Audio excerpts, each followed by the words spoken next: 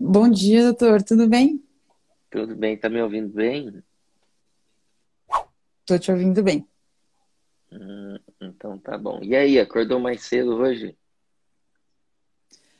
Quase o horário de sempre, uns minutinhos antes. É, Ah, a gente sabe que essa rotina é intensa, né? E você acredita que todos os colegas que eu convidei para essa semana e nenhum deles desistiu. E eu pensei, nossa, 4h59 vai ser cedo, mas não é cedo, né? Porque faz parte da rotina, né? Pra quem já começa a trabalhar mais cedo, isso é comum. E aí, você tá bem? tá tudo certinho, doutor. Inclusive, quando ela me convidou para fazer a live, eu falei: mas qual é o horário? Pode ser bem cedinho? Senão não dá.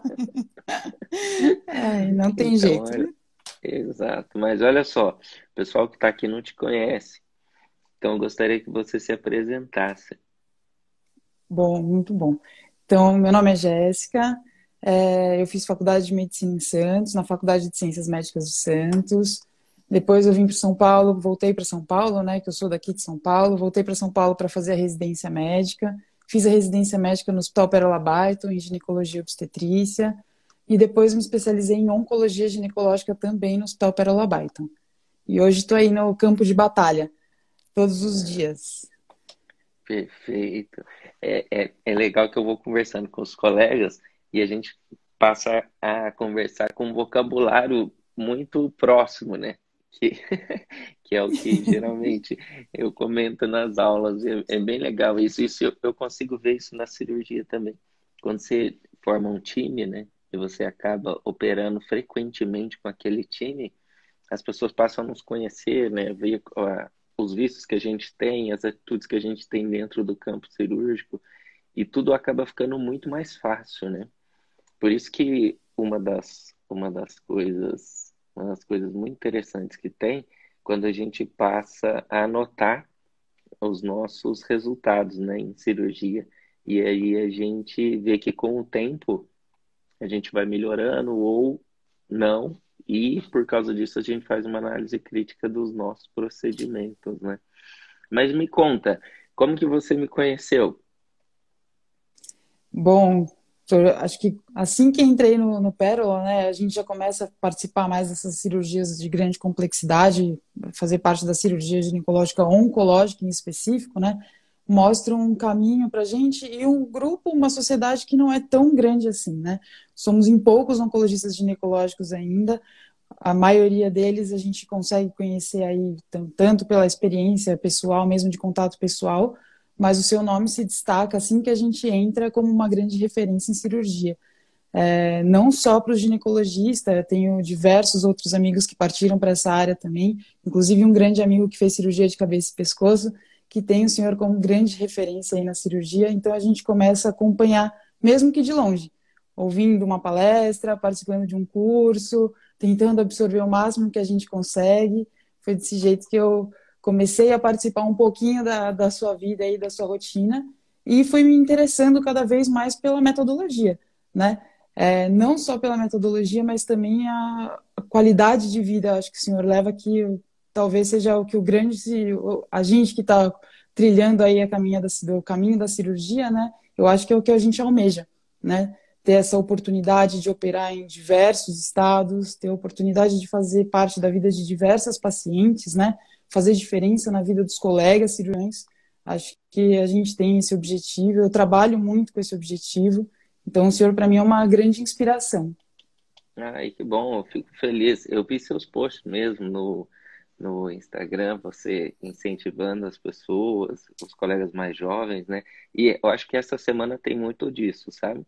Porque eu tento, através de demonstrar a minha experiência, que não é uma experiência grande, mas é uma experiência que eu vi que ajudou a transformar alguns colegas, né? E compartilhando a experiência de outros colegas mais jovens, né? Eu fiz. Essa é a live 459, mas eu fiz a live 678. Ah, inclusive, ela tá no YouTube disponível e tá no Spotify também como podcast. Então, às vezes, você está dirigindo e quer ouvir um áudio de um cirurgião faixa preta, eu intitulei-os como faixa preta. São aqueles cirurgiões que têm grande experiência e já fazem cirurgias bem complexas. E eu participei de cirurgias com ele, então eu vi na prática a experiência deles, né? E como aquilo pode ser reproduzido para os mais jovens. E eles falam, e é interessante porque às vezes a gente tem a impressão de que é só para os mais jovens. E eu vejo muito isso, algumas vezes o colega me aborda com alguma pergunta e a gente vê que a experiência de um colega que já faz com excelência um procedimento, que não necessariamente aquela pessoa que é mais velha em tempo de cirurgia, né, não faz, pode ajudar pelo menos uma dica. Então, por isso que eu acho que é importante, sabe?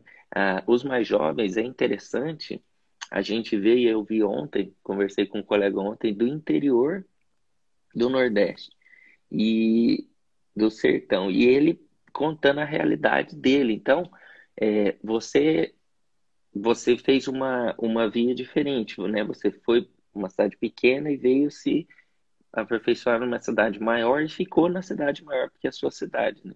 Mas a gente Isso. tem muitos colegas que fazem a residência em cidades grandes e voltam para cidades do interior. E o que eu tento mostrar aqui é que, independente de onde você esteja, é possível você fazer a cirurgia pélvica complexa. Porque, que nem você falou que eu viajo bastante, e eu viajo para cidades muito pequenas, faço cirurgia em cidade de 3 mil habitantes, e a gente faz a mesma cirurgia complexa do que a gente faz no centro grande, com pinças de energia permanente, né? Então, isso que é a realidade e desmistificar que a gente precisa ter um instrumental altamente caro, um instrumental que o hospital tem que fornecer uma câmera 3D, um monitor em HD, né? Eu tenho um professor na minha época de residência, né? Eu fiz cirurgia geral em Taubaté, na Unital, e depois eu fiz cirurgia oncológica no Hospital do Câncer de Barretos. E lá eu fiz muito na residência, muita cirurgia minimamente invasiva. E daí foi o porquê eu comecei a gostar da cirurgia minimamente invasiva, né? E quando eu fui para Barretos, eu tinha um dos chefes lá, a gente chamava lá de digestivo baixo, que opera cólon e reto. E ele fazia muita cirurgia minimamente invasiva. Ele chama Armando Melani, não sei se você já ouviu falar, mas ele, inclusive, é o diretor científico do ERCAD. E eu Já. operava bastante com ele. E, assim, ele tinha uma experiência fantástica. Assim, você via ele operando, era aquele cirurgião que você tinha vontade de se assemelhar, assim, falar, nossa, espelhar nele, né? E ele, no começo, operava com uma câmera preto e branco. Você imagina isso? Você imagina hoje você fazer uma cirurgia numa câmera preto e branco, Em num preto e branco. monitor, num monitor que não era um monitor, era um monitor que era uma TV. Então, hoje em dia a gente tem a disponibilidade nossa, né? Muito mais material, muito. Você consegue fazer cirurgia 3D, você consegue fazer cirurgia robótica, né? Você vê o movimento da pinça do robô. E naquele tempo, não. Então, assim, hoje em dia a tecnologia nos ajuda muito, né? Nos ajuda muito mesmo. E eu tô aí, nessa luta de fazer com que a gente ajude alguns colegas nesse processo de formação. E quem está Com aqui certeza. ouvindo, se quiser, vai lá no canal do YouTube, tem bastante conteúdo lá, DR Marcelo Vieira. E a gente abriu ontem as inscrições para a semana, a gente vai fazer uma semana, que é a Semana do Cirurgião Pélvico Completo. É um evento gratuito e online, onde que eu vou mostrar muita coisa sobre metodologia cirúrgica mesmo. Eu acho que vale a pena, vale a pena participar. Mas vamos lá, e é gratuito. Você vai lá no link da bio do Instagram e se cadastra. Leva menos de um minutinho. Vamos lá, me conta a sua história em cirurgia. É, o que você tem feito hoje de cirurgias minimamente invasivas e quais são suas maiores dificuldades? Então, doutora, a gente, na verdade, acho que há um tempo atrás, aí, há um ano mais ou menos, a gente já começou a mudar e virar a chave, né? Que eu acho que é um dos passos dessa vida aí do cirurgião é virar a chavinha. E a gente virou a chavinha para a cirurgia minimamente invasiva, principalmente pelos benefícios que ela traz para o paciente, né, nesse pós-operatório, mas também a técnica cirúrgica. Eu acho que foi muito bacana ter feito a cirurgia oncológica, conhecer bem, destrinchar bem essa anatomia pélvica, que faz toda a diferença também, e isso a gente carrega junto da cirurgia minimamente invasiva. E hoje o que a gente tem feito é indicado a maioria das nossas cirurgias via laparoscopia. Então, a pergunta que antes era, será que sai por vídeo? Hoje é, vai sair por vídeo. Então, acho que essa foi a nossa grande virada aí. E hoje a gente já consegue fazer desde cistos simples anexiais, as cirurgias mais simples de laqueadura, tudo mais. E agora também entrando nas cirurgias mais complexas de endometriose, esterectomia, algumas linfadenectomias também. A gente está começando a caminhar para essa parte aí, levando o máximo de possível de técnica, o máximo possível de sistematização, o que muda muito, né, doutor? A gente estava falando do material, eu acho bacana que a gente tem uma realidade, um conhecimento de realidade de SUS, que eu me orgulho muito de fazer parte, e me orgulho muito de ter tido minha formação no Hospital do SUS, e conhecer todas essas outras dificuldades também, né, em relação à disponibilidade de material, disputa por pinça entre as equipes, o que a gente tem de disponível, o que a gente tem de disponível, o que a gente não tem, e quando a gente parte para um hospital particular, quando a gente parte para um hospital que atende via convênio, a gente tem essa outra visão, essa outra disponibilidade de equipamento, mas acho que o principal é a força de vontade. Então, se o doutor tinha força de vontade para operar com a câmera em preto e branco, por que a gente não pode fazer o melhor para o paciente, né? Que participa desses grandes centros de serviço aí, como o Pérola Byton, que acho que é um grande hospital de referência que a gente tem aqui em São Paulo, no Brasil, na verdade, né? Por que não oferecer para essa paciente também? Mesmo que a gente não tenha a melhor pinça disponível para aquele caso, não. Mas a equipe tem a força de vontade, isso que eu acho que faz toda a diferença. E é isso. É, aqui em São Paulo, o Paraguai tem um dos centros de referência, né? Que formam aí o cirurgião, você fez a formação da ginecologia oncológica ali, né? E é uma especialidade extremamente complexa, né? Ontem eu estava conversando, um colega me mandou um direct, e ele falou assim, eu admiro o que você está fazendo no serviço, mas eu gostaria que você comentasse a respeito da a subespecialidade, né? Como que é importante a gente subespecializar. E a gente vê dentro da ginecologia, a ginecologia tem um leque muito grande de subespecialidades, né? Então, o residente passa dentro da formação da ginecologia e existem muitas especialidades. Então, o momento que ele se dedica, que nem você fez, por exemplo, a oncologia ginecológica, é o momento que eu vejo que você refina aquele cirurgião e o cirurgião se torna de maior qualidade, né? Porque é, não tem como a gente acreditar que a gente vai fazer tudo com excelência. Isso é impossível. É impossível você fazer. Hoje, eu me dedico bastante à parte da ginecologia oncológica e às cirurgias pélvicas complexas, e eu vejo que a gente consegue, mesmo fazendo uma cirurgia pélvica complexa, fazendo uma cirurgia, por exemplo, preservadora de fertilidade. Sim. E quando eu estava na minha residência, na residência de cirurgia oncológica, que aí tem um leque muito grande, imagina, a gente passava na urologia oncológica, passava no tórax, a parte oncológica, passava em todo o abdômen, a parte oncológica. Como você pode ser de excelência fazendo tudo isso, né? Você acaba, o que eu vi é um pouco que você comentou, que e depois eu queria até que você comentasse sobre isso, porque na residência de cirurgia oncológica ou de ginecologia oncológica, você convive com muitas complicações, porque as cirurgias são extremamente complexas, né? Muitas vezes também, como o paciente se encontra para aquele momento, você comentou de ser um sistema único de saúde, então a gente sabe aí que a saúde no país ainda não é o ideal de como nós gostaríamos, então o paciente chega num estágio mais avançado da doença, né? Então as cirurgias geralmente são cirurgias mutilantes.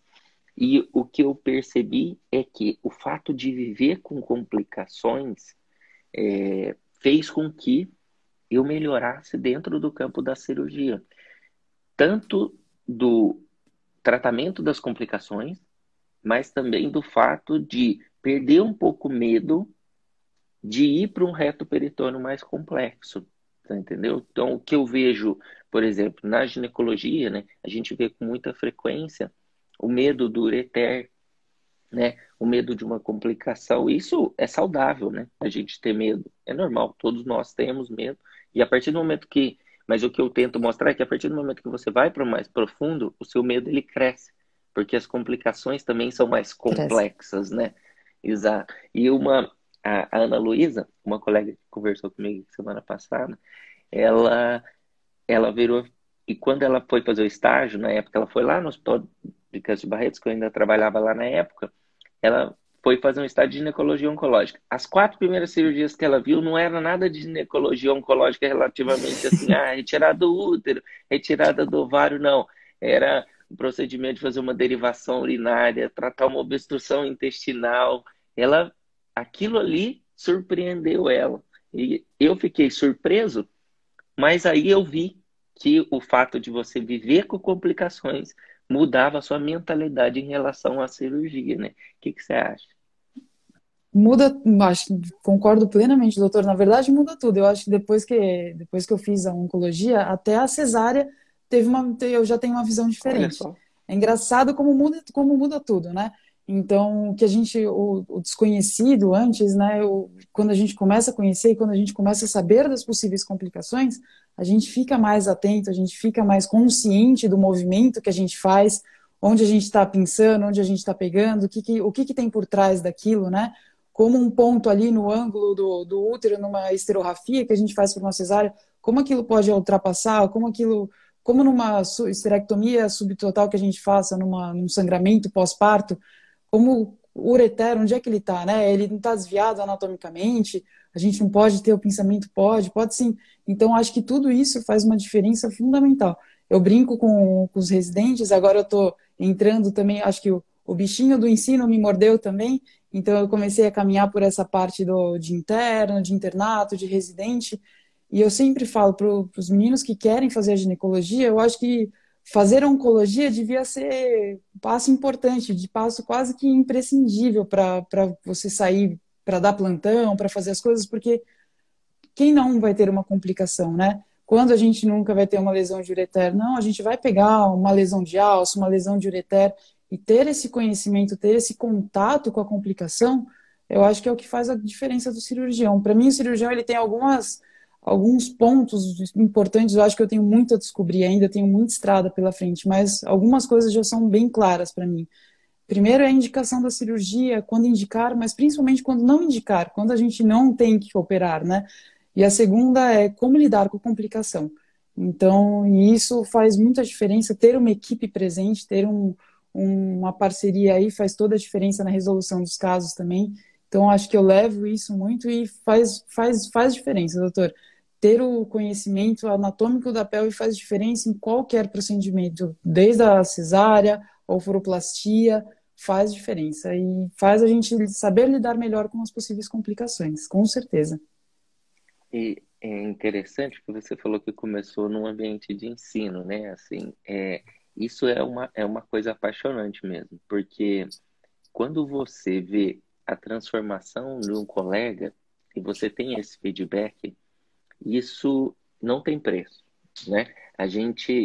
Eu recebo alguns feedbacks, né, positivos sobre os trabalhos que eu faço, e interessante que um colega me mandou recente um feedback assim, eu até postei escrito assim: o meu amigo, você mudou a minha carreira. Olha só, isso é um negócio muito forte. Para você chegar ao ponto de conseguir transformar um colega que já era experiente, né? Então, não era assim uma pessoa que estava começando, uma Sim. pessoa que estava aí há 10, 15 anos na vida já, e tem chão, já participou de muitas cirurgias, já fazia cirurgias, e ele falava: você transformou minha carreira. Isso é um negócio muito forte, e é um negócio que atrai a gente, porque a gente tá, todo mundo está aqui de passagem, né? E você tem um ciclo na vida, e quando você tem esse ciclo, no meio do seu ciclo, você pode ajudar alguém a melhorar o dele, né? É muito legal isso. E eu vou fazer uma pergunta para você aqui. você acreditava que algum curso online poderia te ajudar na parte prática? Olha, doutora, essa pergunta, Sinceramente. essa pergunta é muito boa. Na verdade, eu acreditei muito no curso pelo senhor, Não, porque quando a gente compra um conteúdo online, quando a gente compra um conteúdo online, a gente pode estar dando um tiro no pé. A gente pode estar fazendo investimento muito bom, muito alto, às vezes, por um conteúdo que não vai ajudar muito. Então, só de saber que veio do senhor, a gente acha que a gente já fez um investimento com bastante tranquilidade. Além de fazer investimento, a gente fica atiçando os colegas a fazer também, né? Falando, ué, mas você não fez ainda? Não comprou ainda? Vamos? A gente já fica não, cutucando o colega. mas você sabe, porque quando eu fui criar um curso online, a, a minha maior dificuldade pessoal, a minha maior objeção, vamos dizer assim, é se é, a gente tem, não sei se é ilusão, mas o pensamento que o curso online não capacitaria um profissional no ambiente da cirurgia. E teve gente até que me criticou na época Uhum. e falava, mas vai fazer um curso online, a pessoa tem que fazer residência, a pessoa tem que fazer um fellow, mas isso aqui não substitui a sua residência e o seu fellow de forma alguma, né? Sim. Eu só estou tentando, através de uma forma padronizada e sistematizada, organizar as ideias, né? E mostrar as complicações, mostrar como eu faço ou como uma pessoa que viu, que fez comigo faz, né? Para a gente ver como você faz uma esterectomia em 28 minutos, que eu percebi que era um dos procedimentos que tinha colega que fazia muito rápido, mas tinha colega que demorava muito dentro desse procedimento, né? E me conta, quando você teve o contato, o que mais chamou atenção? Doutor, principalmente a sistematização. Eu acho que às vezes a gente entra numa rotina e a gente esquece o básico. E o básico é o que faz a diferença. A gente não pode negligenciar o básico, a gente não pode esquecer o básico. Então, a organização, a sistematização do procedimento todo, o planejamento do procedimento, eu acho que foi o que fez mais a diferença. Principalmente para a gente que está entrando agora nesse mundo, como que posiciona, como que todo mundo se posiciona, como que a gente não briga dentro de campo, como não brigar com o seu companheiro dentro do campo, né? E isso já facilita demais, isso já muda a qualidade da cirurgia, muda o tempo da cirurgia, que eu acho que é o fundamental, é uma luta diária que a gente tem aí, o tempo da cirurgia, e principalmente para a recuperação dessa paciente depois. Então, acho que a sistematização, o passo a passo e o entender o quanto o planejamento é importante para a cirurgia, e isso, às vezes, na residência a gente não consegue ter a percepção. Isso, às vezes, passa, porque, às vezes, você entra na sala, o auxiliar já tinha posicionado, você estava fazendo outra coisa, você estava fazendo... E não. Você tem que você participar disso tudo, você participar do básico, faz a diferença. Então, acho que foi um dos principais pontos que já mudou muito o nosso ato cirúrgico mesmo, com certeza. Antes, me conta, como que era a sua rotina antes de você fazer o curso? Você entrava na sala do centro cirúrgico, como era a rotina? Já entrava na sala, já batia um papo, né, com todo mundo, fazia o social, já atualizava a conversa. O anestesista às vezes entra, né? O anestesista normalmente é um anestesista da casa, então é um anestesista que às vezes ele só quer saber o básico do caso, às vezes ele vai um pouquinho além, às vezes ele só quer ver o prontuário e não quer nem falar com você. Então, não, hoje a gente faz questão. Hoje entra, posiciona a paciente, conversa, passa caso para o anestesista, discute o caso antes que o anestesista da paciente entrar. Então, já mudou demais já. O checklist, que antes a gente achava, lá vem ela querer fazer o checklist de novo, não é. Vamos fazer o checklist, agora é uma obrigação nossa checar se o checklist está sendo feito de maneira correta. Então, tudo isso, isso não é perder tempo, isso é ganhar tempo, isso é ganhar qualidade de cirurgia. E, Sem dúvida, mudou demais. e o posicionamento dos materiais dentro da sala do centro cirúrgico, você mudou? Ou você fazia de uma forma que já estava adequada? Assim, seria o Não, ambiente que eu chamo de ideal. a gente mudou, doutora. A gente está seguindo o seu passo a passo agora, a sua sistematização. E eu vou, uma coisa simples, que estava acontecendo em todas as cirurgias que a gente estava entrando, eu e o Rafa está aqui também assistindo, a gente entrava nas cirurgias e a gente tinha um grande problema com o básico, o aspirador. A gente tinha um problema com o aspirador porque quando a gente precisava do aspirador, a instrumentadora ela tinha que passar por trás, agarrar um e conseguir colocar, fazer uma manobra toda. A gente já perdia o olho da tela, ficava olhando esse trajeto inteiro do aspirador, com possibilidade de contaminação, de qualquer coisa, né? Criava-se uma dificuldade com o aspirador. E hoje não. Hoje o aspirador ele está ali do nosso lado, a gente já entendeu que ele tem o posicionamento dele, então assim, tudo fica mais fácil. E são coisas muito pequenas que mudam demais o procedimento cirúrgico. É interessante isso, né? Que isso que eu vejo assim, quando a gente organiza a sala, você passa a não preocupar com as coisas que deveriam não ser preocupadas, Exato. né? Você não precisaria preocupar com o aspirador, certo?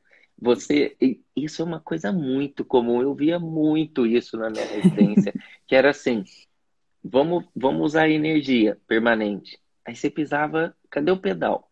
Cadê o pedaço? Não é? É, Alguém aí pode pegar o pedal pra gente, por favor? Não é assim? é, assim Daí mesmo. assim, você pisava no pedal, a energia não funcionava. O que que você fazia? Aumenta aí. Não Aumenta, é? é isso aí. Aumenta, aí aumenta, não está funcionando. E é interessante que o volume de cirurgia, o trabalho intenso na residência, algumas vezes não dá atenção a esses pequenos detalhes. Por exemplo, de arrumar a sala. Então, você fala, eu vou colocar o anestesista na cabeceira, vou colocar aqui o rack no local, já vou pensar na estratégia do rack. Você faz ginecologia oncológica, então, às vezes, você vai abordar o retroperitônio. Sobe. Então, Uhum. aí, vamos passar o rack para cima. Ah, mas esse cabo aqui não tem jeito de passar. Eu liguei o rack na tomada aqui embaixo. Não foi isso? Agora a gente vai ter que desligar para passar ele para cima. Não é assim que acontece? É exatamente isso. Aí começa a Então, confusão. exato. Então, assim, o fato são simples coisas que podem fazer diferença. Então, você vai passar o rack para cima, pensa na tomada, por quê? Porque você vai estar gravando sua cirurgia. Na hora que você desligar, vai parar a gravação. E daí, olha, uma coisa, eu vou contar um negócio para você aqui. Quando chegava um aparelho novo para gravar, ou chegava algum material novo no hospital, eu ia lá e já aprendia tudo sobre o material. E sabe uma coisa que acontecia muito? Que acontecia muito. Por quê? Porque eu, desde o começo, e era uma das coisas que eu decidi de fazer cirurgia oncológica, é que eu não gostava, eu não gosto de depender dos outros. Por que não? Por que não? Isso é diferente de trabalhar com os outros. É assim, Sim. o depender dos outros, você faz as coisas no tempo do outro e muitas das vezes você não faz do jeito que você gostaria. Você entendeu? Então, é aquele fato de a simples complicação, você precisa chamar um colega para resolver. Eu não estou dizendo que o colega não vai resolver até mesmo melhor que você. Mas existe, por exemplo, uma lesão vesical, em que você é totalmente capaz de Capaz. fazer uma rafia vesical, entendeu? Ou uma lesão ureteral que não é complexa, que você é capaz de tratar. E na cirurgia oncológica a gente via muito isso. Eu não estou dizendo aqui que você tem que tratar tudo, mas quando você reconhece a complicação e sabe tratar, você fica muito mais tranquilo e você vai mais profundo na pelve, né? Mas o que acontecia era o seguinte, aí chegava um aparelho novo de gravação e eu era assim, fissurado em gravar cirurgia. Você percebeu isso já? E Uhum. é, quando eu estava operando, daí vinha o centro cirúrgico o enfermeiro do centro cirúrgico responsável, falava, Marcelinho, como que mexe naquele aparelho lá de gravação? E eu fazendo a minha cirurgia, ele estava gravando uma cirurgia para uma outra especialidade. Aí passava um pouquinho, eu falava, tem que trocar o cabo atrás, fazer sei lá o quê, precisa mexer na configuração assim, beleza. Aí vinha um pouquinho, ele falava assim, aquele gerador de energia não está funcionando. O enfermeiro. Então, é assim, a gente precisa dominar tudo que a gente vai trabalhar dentro lá do campo, né? Então, desde o gerador de energia, o hack completo. E uma coisa que fez muita diferença na minha vida é entender o porquê das coisas, né? Então, assim, entender o porquê que eu vou colocar a placa na coxa direita e não vou colocar a placa no ombro, nas costas. Você entendeu? Por que que eu vou tentar usar a placa com gel e não usar a placa nas costas, aquela metálica que fica Sim, todo ondulado assim, que daí liga o conector na pontinha, né? Por onde vai chegar a energia que está em contato com o paciente.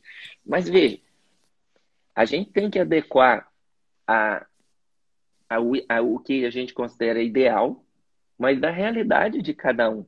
sim, Às vezes você só tem essa placa mesmo, né? Às vezes você não tem o material disponível.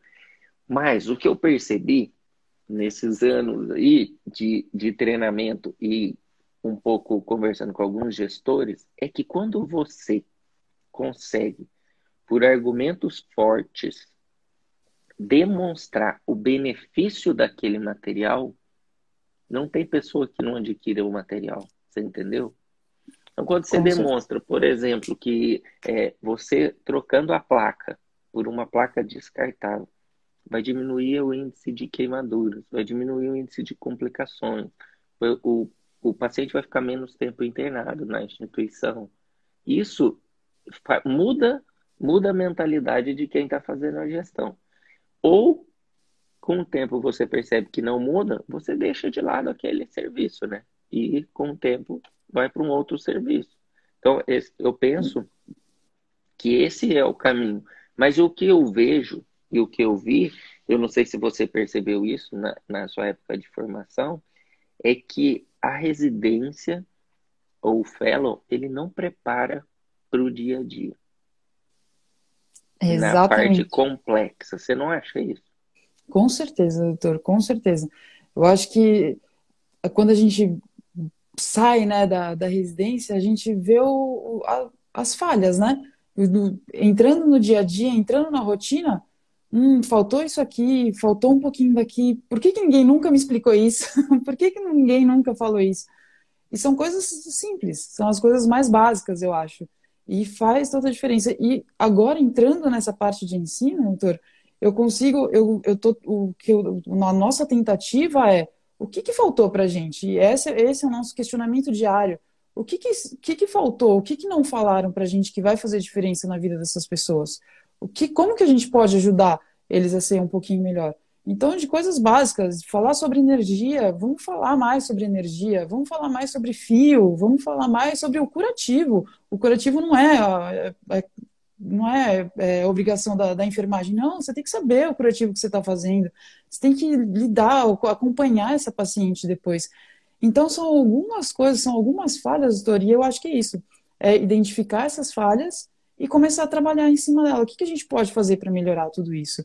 E eu acho que ter a oportunidade de passar o conhecimento, ter a oportunidade de fazer parte da formação de pessoas é extremamente importante. E nunca guardar o conhecimento, nunca achar que eu vou guardar o conhecimento porque eu vou saber mais, eu vou me destacar. Muito pelo contrário, espalha, fala, divide, ensina, passa tudo o que você sabe. Fazer pessoas cada vez melhores. Se a gente não trabalhar com esse objetivo, se a gente não pensar desse jeito, não tem motivo da gente estar por aqui. Não tem motivo dessa nossa passagem. Então espalhar e divulgar o máximo que a gente conseguir. E quando a gente acha alguma pessoa muito boa, muito bacana, por que não divulgar essa pessoa? Então eu não faço indicar ginecologista para mim é uma coisa muito tranquila. Eu faço questão de indicar colegas, chefes, professores, são referências. E isso não vai me tirar a paciente, isso não vai ser uma perda para mim, muito pelo contrário, é um ganho para todo mundo, é um ganho principalmente para o paciente. Então, identificar esses pontos que ficaram faltando, anotar tudo. A gente tem a mania de anotar tudo que a gente pensa. A gente tem um bloco de notas e tudo a gente anota no bloco de notas e a gente vai guardando esse bloco de notas e a partir dali novas ideias vão surgindo todos os dias. E a gente sempre conversa, é uma conversa diária, uma conversa contínua, a gente não para e a cabeça não para. Mas acho que principalmente é isso, doutor, dividir. vamos dividir o que a gente sabe, vamos espalhar coisa boa. Isso faz muita diferença para todo mundo, não tem nem o que falar. E é por isso que o senhor faz a diferença, não? O curso é isso, doutor. Saber, tudo bem. Agora, dá para aprofundar mais? Dá para a gente melhorar? Às vezes é uma dica que fica, foi o que o senhor falou, é uma dica que já muda muito. Já faz o caminhar da cirurgia ser diferente. E principalmente o término dela. Então, é fundamental.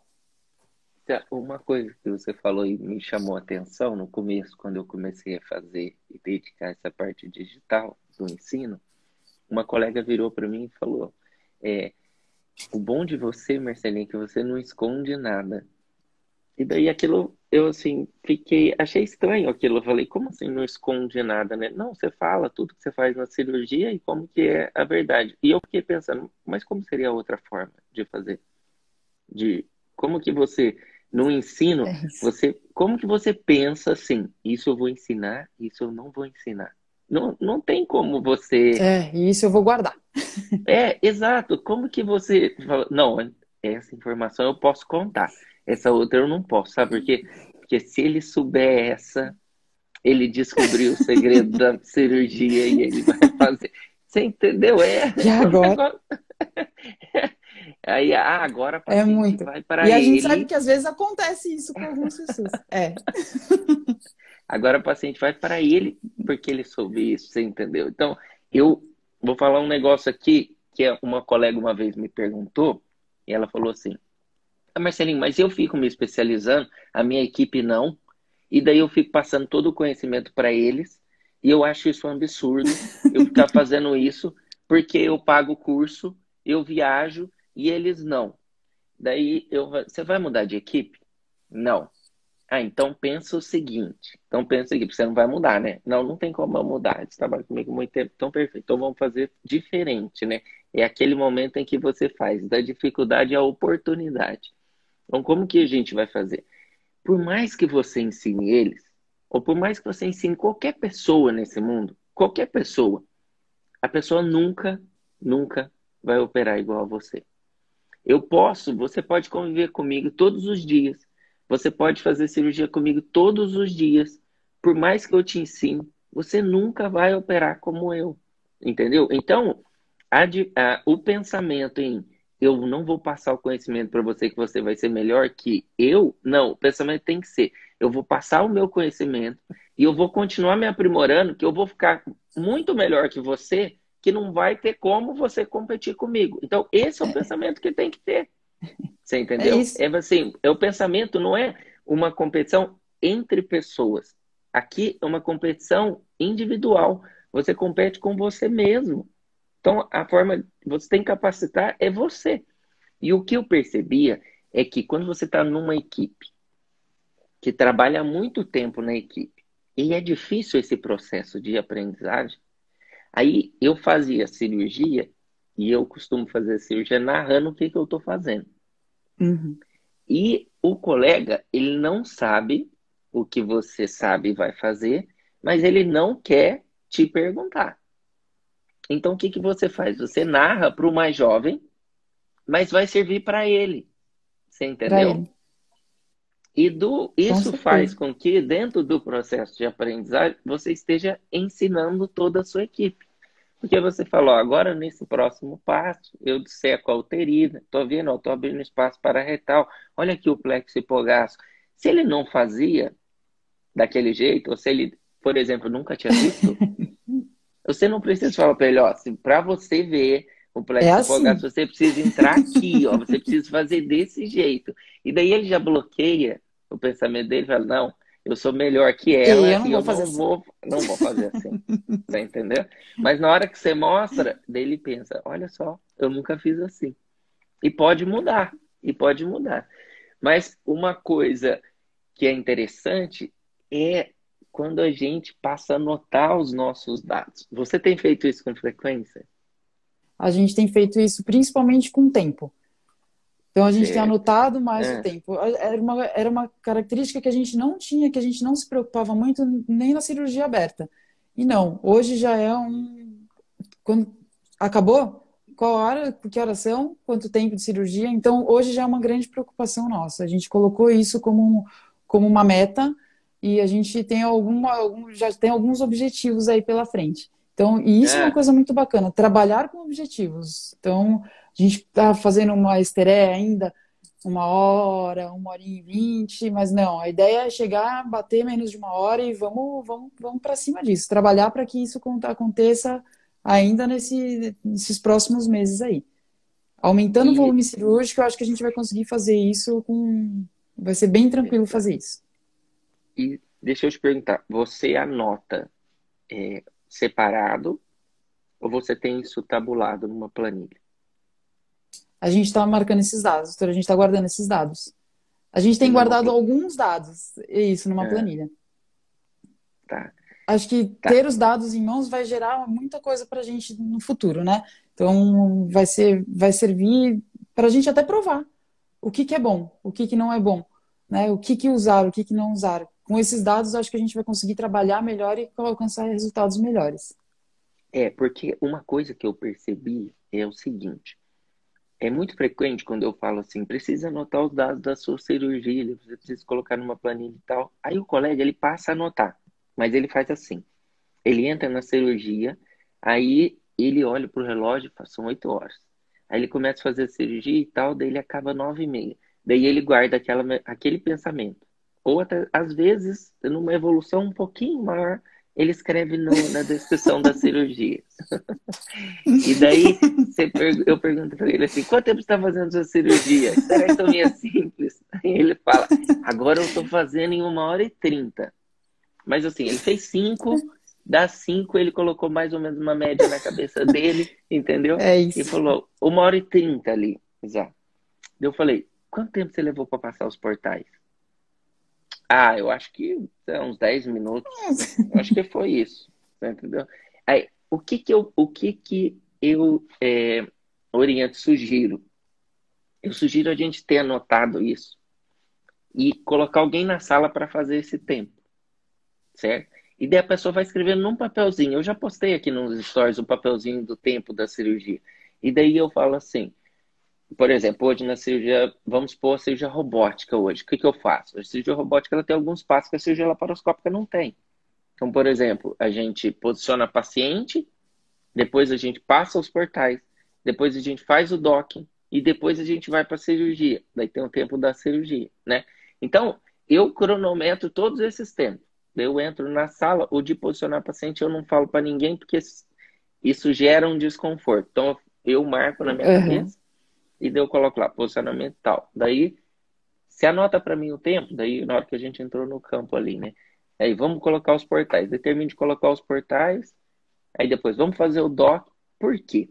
Porque é assim, ó, quem não faz o procedimento, ele critica sem conhecer. Então ele fala assim, não vou fazer cirurgia robótica não. Demora muito. Demora muito. Eu tenho que colocar o robô. Colocar o robô hoje a gente leva 2 minutos e 30 a 4 minutos o doc. Então você imagina que você vai perder 4 minutos da sua Quatro cirurgia. minutos. 4 minutos.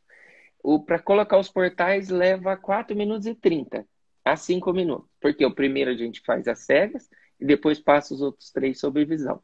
Então, aí levou 7 minutos. Mas o que que isso mostra? Além de mostrar para quem fala que gasta muito tempo, é que no começo não levava 7 minutos. Mas eu não tinha na minha cabeça que eu levava em média 12, em média Quanto? 15. Quanto, você entendeu? Quando a gente Uhum. começou a fazer cirurgia laparoscópica, a gente achava que a gente indicava todas as cirurgias por via laparoscópica. Todas. Todo o departamento achava. E isso que eu tô te falando é por quê? Porque eu tô pensando na- nas coisas à frente. Por exemplo, na cirurgia laparoscópica, eu estou pensando no dia que você vai tornar um cirurgião robótico. Isso vai acontecer. É Sim. uma evolução natural, entendeu? Assim, talvez você não queira, você que está vendo a gente falar, eu não vou fazer cirurgia robótica. Beleza, você não vai participar da evolução, porque a evolução aconteceu assim, vai continuar acontecendo assim. Quando eu comecei a fazer, tinha 14 plataformas robóticas, hoje são mais de 80. Tá chegando robô novo. Então, assim, se você acha que não vai acontecer, você vai ficar para trás, porque vai acontecer, entendeu? Pode ser que a paciente vá com você para encaminhar para você e ela vai falar, eu vou nela porque eu quero cirurgia aberta, entendeu? Assim, eu acredito que isso não vai acontecer, mas se você Acho pensa que que não. vai acontecer, provavelmente Acho que não. não. Mas a gente achava que a gente fazia 99% das indicações por cirurgia minimamente invasiva. Aí foi o momento que a gente foi rever os dados. Porque a primeira planilha era qual que era o tipo de tumor, como que a paciente tinha chegado até ali, né? Qual que era o estadiamento da paciente e qual cirurgia ela tinha sido indicada, a via de acesso. E pasmo, 65% era indicado pela via minimamente invasiva. Olha só, e Olha, do, do momento que a gente achava que mais de 90% era da cirurgia. Excluindo, claro, aquelas cirurgias que não teria como fazer pela via como minimamente fazer? invasiva. Por exemplo, vulva. Assim, pode até Sim, fazer a linfodenectomia inguinal pela via minimamente invasiva, mas você não consegue fazer uma vulvectomia, né? sim, Pela via minimamente invasiva. Então, isso é a importância da marcação dos dados. E, e eu preparei, pensando nisso, eu preparei uma planilha para disponibilizar no que é interessante em cada dado. E o que é interessante perfeito. você marcar. Porque assim, tem alguns objetivos numa planilha. Primeiro, ela não pode ser grande. Porque todo mundo, não é só o cirurgião, o ginecologista, não. Todo mundo tem a preguiça. Quando você pega uma folha e você tem que 4 folhas você ficar marcando, anotando, escrevendo. Não. Ela tem que ser Esquece. objetiva. Exato. E a segunda coisa é que vários dados você alimenta ali, mas você não usa. Então você precisa ter uns dados objetivos que te ajudem na sua evolução e que você consiga melhorar dentro da cirurgia. Então, uma das coisas que a gente tinha era assim, eu faço a esterectomia radical toda completa, na época em 3 horas e 30, por exemplo. Aí a gente foi ver. Quando a gente foi ver, não gastava isso. Gastava muito mais. Mas se eu ficasse no pensamento de que vou anotar aqui no caderninho, ou vou pensar só assim, quanto tempo deu essa cirurgia? 3 horas e 20. E essa outra? Essa deu 4 horas e 10. Aí, se perguntar para você, quanto tempo você faz? Qual tempo você vai falar? O menor ou o maior? O menor. Exato. Isso é comum, entendeu? Quanto tempo que você leva para fazer o docking? Eu não vou falar que eu fiz o docking em 15 minutos para você, entendeu? Imagina o que você vai pensar de mim como cirurgião. Você entendeu? Então é assim, quando eu falo assim, ó, eu vou te ensinar a fazer a esterectomia em 28 minutos. O cara fala, eu já faço. 28 minutos? Eu já faço a esterectomia. Assim, eu fiz essa aqui em 1 hora, que essa foi mais difícil. Você entendeu? Mas eu faço em 28 minutos. Então, eu, Ah, eu acho que é um desafio, é, tudo para no final se tornar complexo e fácil, no começo é doloroso, né? Você vai ser um atleta de alta performance e aí surgiu o cirurgião de elite, o cara tem dor. Não existe nenhum atleta que é vencedor, que é primeiro lugar, que não tem dor. Não, não existe nenhum atleta. Por quê? com Porque ele certeza. vai acima do limite da capacidade dele. Sabe o que é mais legal nisso? É que nesse processo de formação e de passar o conhecimento, esse que você está vivenciando e você está vendo com brilho nos olhos, né? Que é aquele momento em que você não preocupa com o tempo que você está ali no processo de Sim, aprendizagem, é que assim, os colegas não conhecem o limite cirúrgico deles. Eles não conhecem, você entendeu? Quando você começa a fazer. Por que eu falo isso? Porque eu participo de cirurgias e que o colega não faz. E eu estou em campo e ele vai fazer aquele procedimento. E no final ele faz. E ele faria se eu tivesse ali ou se eu não tivesse ali. Ele faria com outro colega, você entendeu? Pelo simples fato dele saber o que tem que fazer, ver cirurgias, e esse é um dos pontos interessantes também, dele ver cirurgias, e assim, ele faria ali, é um limite que ele não esperava alcançar. E o curso leva a isso. Leva a você chegar num limite em que você nunca imaginou. Quando eu entrei na residência, eu queria fazer uma esterectomia simples e uma prostatectomia radical. Olha só, nada a É. ver. Assim, mas eu queria, por quê? Porque na minha residência de cirurgia geral, eu não passava na ginecologia. Então eu queria fazer uma esterectomia Fazer. simples. É, fazer uma esterectomia simples. Mas eu nunca imaginei na minha vida que eu faria uma esterectomia em menos de 20 minutos. Eu nunca imaginei. E você, quando está no começo também, que você vai para o procedimento e você gasta 2 horas, você acha que eu falando para você que você vai diminuir seu tempo cirúrgico e você vai fazer uma esterectomia em 28 minutos, você vai acreditar? Você vai fazer em Ah, 2 horas. Esse menino fazendo em vinte e com oito certeza. minutos, olha lá a idade, ele não tem nem idade para ensinar. Eu tenho uns cabelos brancos agora, ó. Mas ele não tem nem idade para ensinar. Ele tem lá o quê? 10 anos de formação, vamos dizer assim. Hoje eu acho que eu tenho um pouquinho mais. Mas esse menino aí, ele vai me ensinar a fazer isso também. Isso é o engraçado e o interessante. É que você se surpreende, não acreditando no início, mas numa hora você chega e vira e fala assim, nossa, é E ter verdade, viu? metas, né, doutor? A gente tem que colocar esse número na cabeça. O número tem que estar na nossa cabeça. A gente não pode deixar. Trabalhar com metas ajuda a gente no caminho. Ajuda a gente a saber onde, que caminho tem que trilhar. E aí, fazendo o gancho já com a corrida e com a atividade física e tudo mais, você tem que ter meta. A meta, ela sempre tem que ser batida. E a competição é extremamente saudável. E eu sou uma pessoa extremamente competitiva, mas eu sou uma pessoa extremamente competitiva comigo mesma. Então, esse desafio diário e essa tem que ser cada dia melhor. Não dá para ser que nem foi ontem. Tem que ser melhor. Hoje tem que ser melhor do que ontem. Não pode, a gente não pode trabalhar com outra opção. E aí, o tempo, quando a gente conversou da outra vez, né, quando eu fazia atletismo na faculdade, e fazer a corrida, que é uma coisa tão solitária, mas ao mesmo tempo é uma coisa que te estimula tanto, e o tempo é o nosso inimigo. Você sempre tem que bater seu tempo. Você não pode sair para um segundo tiro com o pensamento de que vai ser você tá cansado, eu vou fazer um tempo maior. Não, você vai estar cansado, não. Você está aquecido e você vai fazer um tempo menor agora. Agora se prepara que você sempre vai ter que ser melhor. Então acho que a ideia é essa e a ideia da cirurgia é essa também. Acho que a nossa programação da cirurgia é quanto que a gente fez, a próxima tem que ser melhor. E a próxima tem que ser melhor ainda.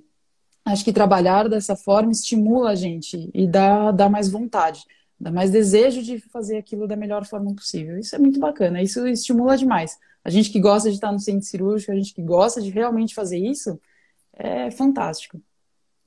Olha só, você falou uma coisa que a gente tinha que ter guardado pra gente, hein? Você falou o segredo e agora eu descobri o segredo do seu sucesso. E se as outras pessoas começarem a fazer isso, os outros colegas começarem a fazer atividade física, eles vão ser melhores. Você não podia ter falado isso. Porque senão os outros cirurgiões vão ficar melhor que a gente. Ah, então apaga essa parte. Vo- Vamos editar. Você, você sabe que e você vê, são qualidades comuns que levam pessoas simples a se tornarem pessoas grandes. E uma das qualidades comuns é essa, a atividade física. Você entendeu? Não tem como você melhorar na cirurgia se você não pratica uma atividade física que você melhora a sua performance pessoal. Não tem como isso. Sabe por quê? Porque não pelo fato, mas se eu não fizer atividade física, eu não vou ser um bom cirurgião. Não, não é isso. É pelo fato que, assim, por incrível que pareça, na minha residência, eu vi 3 cirurgiões morrerem dentro do centro cirúrgico. Você acredita? Eu acredito. Pior que eu acredito, doutor. Você acredita? Com Eu vi certeza. dois deles infartaram fazendo cirurgia no campo cirúrgico. Por quê? Porque a nossa vida e de várias profissões, ela é estressante mentalmente. E se você não toma cuidado, você fica sedentário. Por quê? Ah, vou ficar no centro cirúrgico, ou senão vou para o ambulatório, ou vou para outro hospital, ou vou para outro centro cirúrgico. E essa vida do ir para lá, para cá, ir para lá, para cá, você deixa de lado a parte física. E eu, eu costumo fazer, aproveitar o tempo, né? Então, o que eu tenho feito? Tenho acordado mais cedo. E essa eu vi que é uma das características das pessoas Sim. que se tiveram sorte na vida. Por quê? Porque durante o dia você não consegue fazer aquilo que você. Tem coisas que eu gostaria de fazer e até mesmo planejar, e eu não consigo por causa da rotina diária.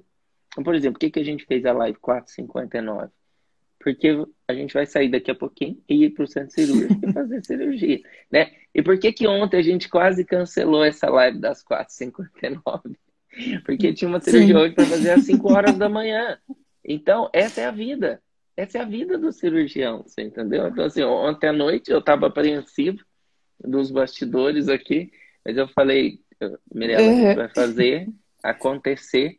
Por quê? Porque eu me propus a fazer isso aqui. Então, eu falei, todos os dias dessa semana a gente vai fazer a live às 4:59.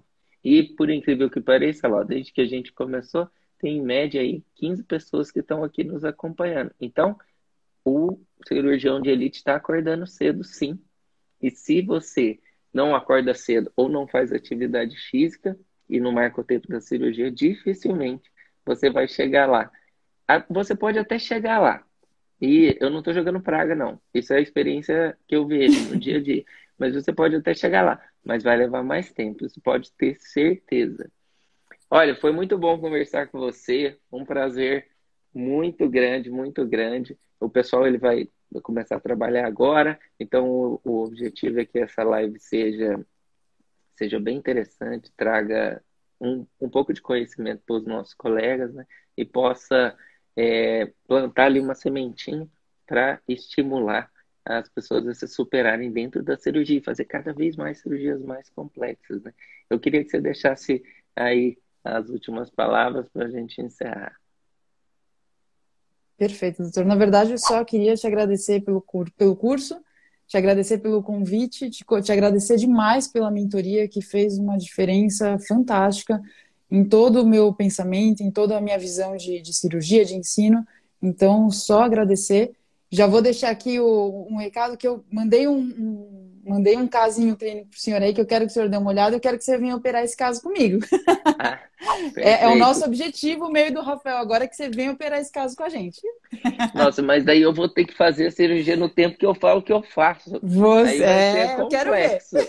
Não, daí eu vou Eu falar, ó, quero ver gente, agora. essa aqui a gente não conseguiu fazer Foi porque um tava mais pouco. difícil.